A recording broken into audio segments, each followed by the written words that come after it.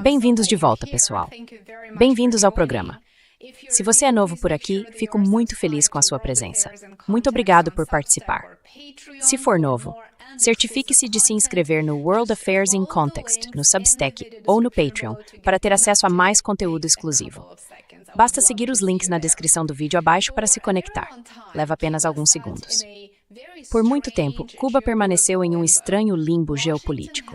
Washington vem sancionando o país, isolando-o, estrangulando-o economicamente, mas ele continuou fora da narrativa da grande mídia e acabou se tornando, na prática, um ruído de fundo na política externa americana. Pois bem, isso mudou.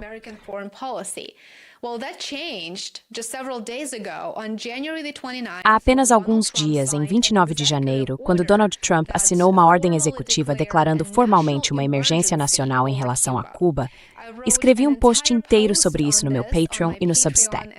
É gratuito para ler e deixarei o link desse post na descrição abaixo.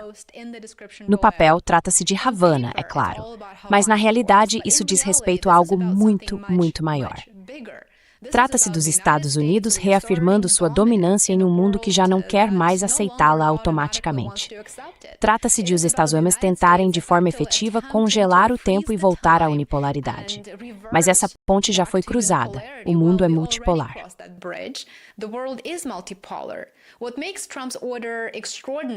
O que torna a ordem de Trump extraordinária não é apenas a escalada contra Cuba. Afinal, esse país vem sendo intimidado há décadas pelos Estados Unidos. É a linguagem. Pela primeira vez nesse contexto, uma ordem presidencial norte-americana rotula explicitamente a Rússia como um país hostil e um adversário perigoso. E não na Ucrânia, não na Europa, mas no Caribe. Cuba é apresentada como uma ameaça incomum e extraordinária à segurança nacional dos Estados Unidos. Acredite se quiser. E essa expressão, por si só, não deve ser descartada como algo entediante. Essa expressão, por si só, libera amplos poderes de emergência e permite que a Casa Branca contorne completamente o Congresso. Portanto, isso não é apenas uma postura simbólica.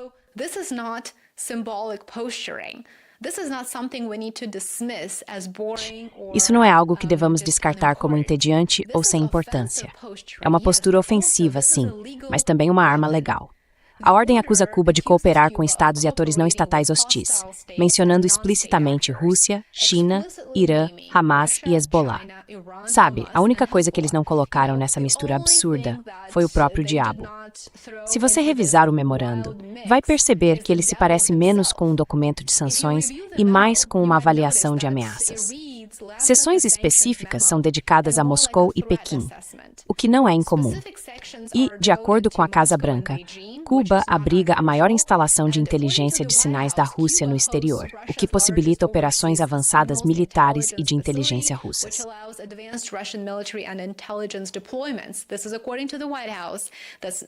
Isso é de acordo com a Casa Branca. Isso é algo discutido no memorando ou inferido a partir dele. E, efetivamente, Washington quer contrariar isso. Em outras palavras, Washington está recolocando Cuba em seu papel da Guerra Fria, não como uma relíquia socialista teimosa, mas como uma plataforma de operações avançada para os rivais estratégicos dos Estados Unidos. E isso é muito importante porque permite que Washington haja como quiser nesse contexto. O impacto imediato é econômico, é claro, e isso é muito deliberado.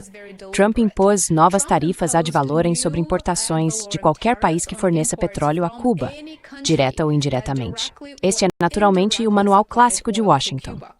This is, of course, classic Washington playbook. Instead of blockading Cuba directly, the United Em vez de States bloquear targets Cuba diretamente, everyone around os it. Estados Unidos Oil miram is em the todos pressure ao seu point redor. because Cuba's O petróleo economy é o ponto de depends pressão on porque a imported economia fuel. cubana depende By de combustível sanctioning importado. suppliers, Ao sancionar os Washington is fornecedores, effectively Washington está, na extending prática, secondary estendendo sanctions sanções secundárias a to outros other estados. states. Assim, So, basicamente diz, effectively it says, faça well, do negócios com business Havana with e você Havana pagará and o you will preço. pay the price. Já fez isso com o Irã It's done antes it with e com Iran muitos before outros and many países. other states. Já vimos esse jogo We've antes, seen this vimos na game Síria, before. no We've Irã, seen it in na Syria, Venezuela, Iran, na Venezuela, Líbia Libya, e em and muitas many outras other regiões. areas. O objetivo é sempre o mesmo: colapso econômico, instabilidade interna, agitação social, o sofrimento dos civis comuns e, eventualmente, a mudança de regime.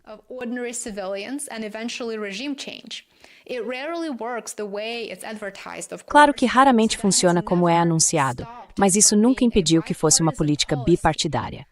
O custo humano, por sua vez, é estarrecedor. Regimes de sanções ocidentais têm sido associados a dezenas de milhões de mortes em todo o sul global. Isso não é apenas retórica, é uma realidade documentada. Escrevi um artigo inteiro no Substack e no Patreon sobre um estudo recente publicado na The Lancet por um acadêmico americano, Dr. Francisco Rodrigues Caballero, que mostrou que os regimes de sanções ocidentais tiraram milhões de vidas no sul global. E mesmo assim, a caixa de ferramentas de políticas nunca muda.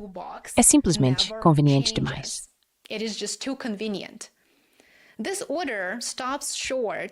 Essa ordem não chega a anunciar um bloqueio naval, efetivamente, mas a direção é inconfundível. Com as exportações de petróleo da Venezuela já interrompidas, e essas exportações sendo fundamentais para o abastecimento energético de Cuba, a atenção dos Estados Unidos está em parte voltada para o Irã. Mas Washington parece estar organizando suas campanhas de pressão em sequência. É o que parece. Uma vez enfraquecida a Venezuela, Cuba se tornou o próximo alvo lógico. O senador Marco Rubio nem se deu ao trabalho de esconder isso. Ele declarou abertamente que os Estados Unidos gostariam, e essas são as palavras dele, de ver uma mudança de regime em Havana.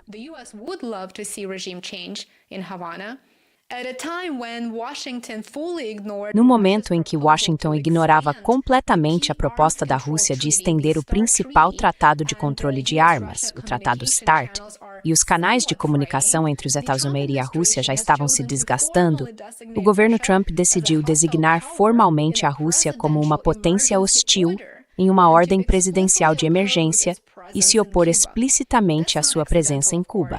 Isso, é claro, não foi acidental.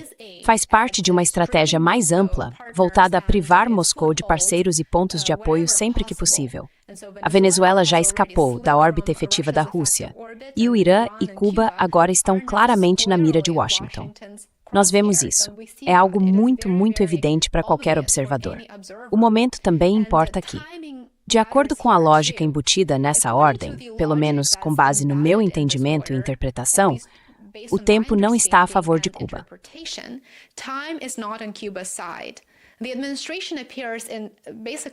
A administração parece basicamente decidida a forçar uma resolução política até o final de 2026, antes que as próximas eleições de meio de mandato reformulem completamente o cenário doméstico.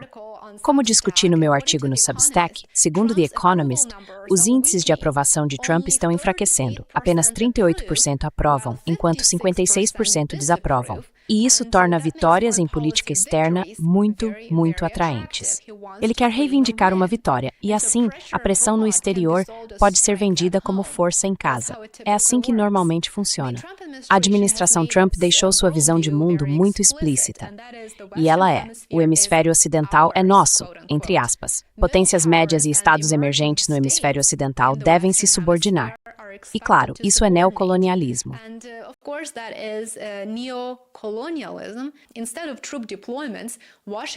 Em vez de enviar tropas, Washington agora depende de pontos de estrangulamento energético, sanções secundárias, tarifas e poderes legais de emergência. Isso é pura coerção. Mas a história sugere que essa estratégia é muito arriscada. Havana respondeu de forma previsível. O presidente de Cuba rejeitou as ameaças de Trump de citando fazer um acordo antes que seja tarde demais. Ele insistiu que Cuba não será ditada. Autoridades cubanas alertaram que um corte total de combustível seria catastrófico. Paralisaria a infraestrutura, a saúde, o transporte e os serviços básicos não militares. Especialistas também concordam com isso. Isso equivaleria a um verdadeiro bloqueio, com enormes consequências humanitárias. Mas Washington parece ignorar isso. É um fato simples, tão conveniente de se negligenciar, ao perseguir objetivos políticos.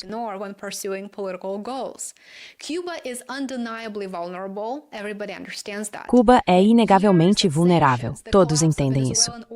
Mas anos de sanções, o colapso do apoio petrolífero venezuelano, a má gestão interna, os apagões, a inflação, a queda do turismo e a imigração em massa empurraram a ilha para uma crise, e Washington busca explorá-la.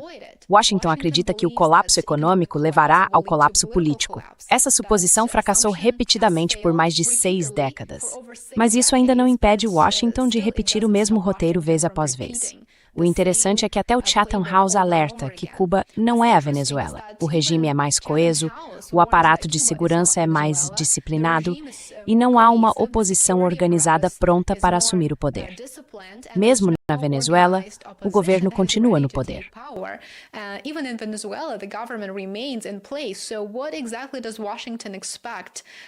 Então, o que exatamente Washington espera ao impor mais sanções e mais pressão sobre Cuba? Não está claro. A opção que resta a Washington é, claro, o castigo coletivo. Cortar o petróleo, cortar as remessas, apertar o financiamento, esperar por protestos. E se houver agitação, a intervenção pode ser reformulada como apoio humanitário. Essa é uma lógica muito sombria. Os Estados Unidos tentam derrubar o sistema de Cuba há mais de 60 anos. Falharam todas as vezes. Mas, mesmo que o governo cubano viesse a fracassar, a questão é se os Estados Unidos estão preparados para as consequências. Muito obrigado por assistir, agradeço por você estar aqui, por favor apoie meu trabalho, sou grato a cada um de vocês que se tornou assinante pago no YouTube, Patreon ou Substack. Muito obrigado pelo apoio, espero vê-lo amanhã. Até mais. I look forward to seeing you tomorrow. Bye for now.